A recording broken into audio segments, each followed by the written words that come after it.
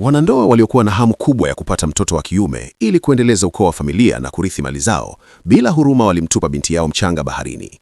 Hata hivyo, tukio hili lilishuhudiwa na mwanaume tajiri ambaye alikuwa amezidiwa na huzuni na alikuwa akifikiria kufanya uamuzi wa giza.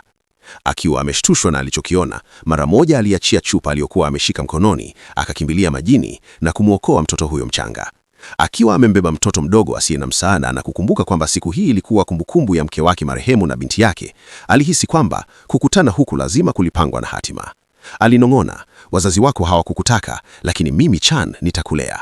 Muda ulipita haraka. Miaka 13 baadaye, yule mtoto wa kike aliyetelekezwa alikuwa amekuwa na kuwa msichana mwenye uchangamfu na mzuri. Kupitia juhudi na uvumilivu, alipata nafasi ya kujiunga na chuo kikuu cha kifahari.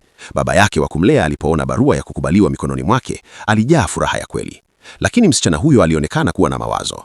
Alijua familia yao haikuwa na uwezo mkubwa wa kifedha. Baba yake alikuwa ameendesha maisha ya familia kwa miaka mingi kwa kuuza samaki, na alijua kwamba hangeweza kabisa kumudu ada kubwa ya masomo. Hata hivyo, baba yake alitoa mfuko mnene wa pesa kutoka mfukoni mwake. Alishtuka, ulipata wapi pesa nyingi hivi? Hali ya hewa imekuwa mbaya, ulienda tena baharini? Na haraka alikataa. Kisha aliona damu kwenye mkono wake. Akiwa na wasiwasi aliuliza, nini kimetokea? Akitaka asijue, alikuwa ameenda kuvua tena kwa siri. Alidai kwamba aliteleza tu, lakini kwa kuwa alikuwa na moyo mwema na makini, aligundua lazima alienda kwenye maji hatari. Ili kupata pesa zaidi, alitangaza kwamba atasoma kwa bidii, anzisha kampuni kubwa siku moja na kumpa maisha mazuri.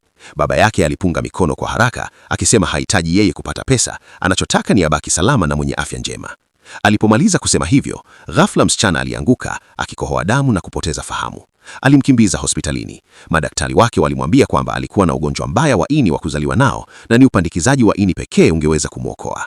Bila kusita, alisema basi fanyeni kipimo cha kulinganisha mara moja. Msaidizi alisita na kusema, hali yake ni nadra sana kwa sasa. Ni kiungo chako tu kinacholingana. Bila kufikiria mara mbili, mwanaume huyo alikubali kutoa nusu ya ini lake ili kumwokoa. Msaidizi, akiwa amechanganyikiwa, alisema, lakini hata si wa damu yako. Huna haja ya kwenda mbali hivyo. Alijibu, nilipoteza mke wangu na binti yangu mara moja. Kwa miaka yote hii, nimemchukulia kama wangu. Sitapoteza familia pekee niliyobaki nayo. Akiona msimamo wake, msaidizi hakusema tena. Baba aliongeza, usimwambie, sitaki ahangaike. Na hivyo akaenda kufanyiwa upandikizaji kwa siri kwa ajili ya binti yake. Miaka 10 baadaye, msichana huyo alikuwa amekuwa mwenyekiti wa kundi kubwa zaidi la biashara katika eneo hilo, nyota inayochipukia inayovutiwa na kila mtu. Siku moja, wazazi wake wa kumzaa walimtambua kwenye habari. Wakimwona binti waliyemtelekeza sasa akiwa mkurugenzi mtendaji bilionea, mara moja walipata nia za ubinafsi.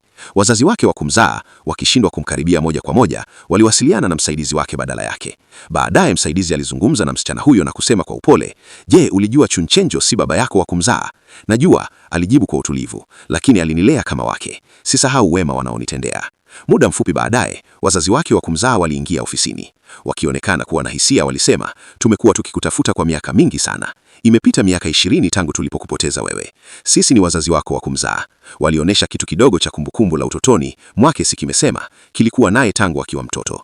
Walizungumza kusafiri mbali mrefu kumtafuta, na walisema hata waliuza nyumba yao kuendelea na utafutaji. Alishtuka, mmefanya yote hayo, ote kwa ajili yangu. Walimwonyesha daftari lililojaa rekodi za gharama walizodai kutumia katika ofisi mbalimbali wakati wa kumtafuta. Hatuna mengi, walisema, lakini kila tulichookoa, tulikiokoa kwa ajili yako. Aliposikia haya, aliguswa sana. Alijifikiria wakiishi maisha ya kawaida kwa ajili yake, na akafikiri, lazima walinijali sana. Wamebeba mzigo huu kwa miaka mingi. Akiwa ameguswa na hadithi hiyo, walikumbatana. Baadaye katika sherehe ya uchumba wake, alisimama mbele ya ndugu zake na wageni wengi waliokuwepo. Kama rais wa Gisan Group na kiongozi mpya wa biashara katika eneo hilo, ninja inayochipukia inayovutiwa na kila mtu. Leo, mtu ninayetaka kumshukuru zaidi ni yule aliyenipa kila kitu, kwamba yuko hapa pamoja nasi. Bila yeye, singekuwa nilivyo leo.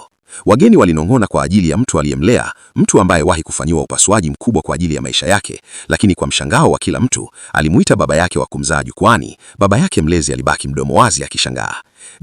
Ni noma sana hii. Ndiyo maana haisia, yatenda wema uondoke zako, usingojee shukrani. Hivi ingekuwa wewe ungefanyaje?